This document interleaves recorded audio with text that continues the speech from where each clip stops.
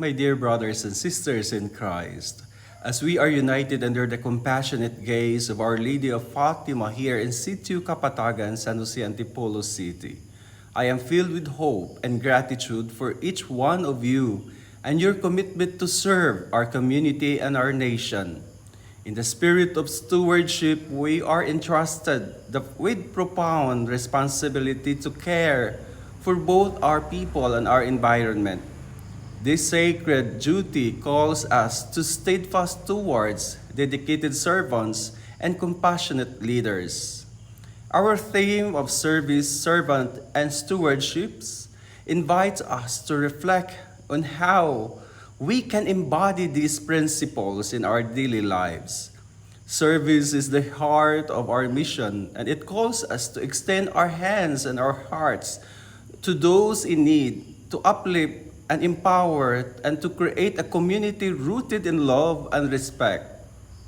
Being a servant means that we lead with humility, following the example of Christ, who came not to be served, but to serve.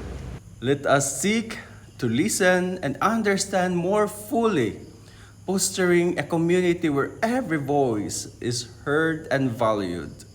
Stewardship, meanwhile, reminds us of our role as caretakers of God's creation, and it is a call to protect and nurture the environment, ensuring its beauty and resources can be enjoyed by future generations.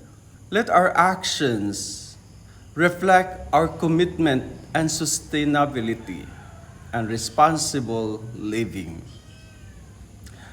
As we move forward together, let us hold fast to these guiding principles, knowing that our Virgin Mother, Our Lady of Fatima, intercedes for us and guides our every endeavor.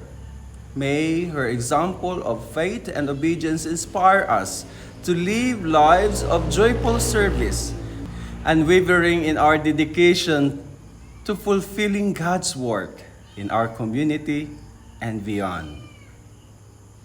With prayers and blessings, this is Father Marcelino Rapaila Jr., OED.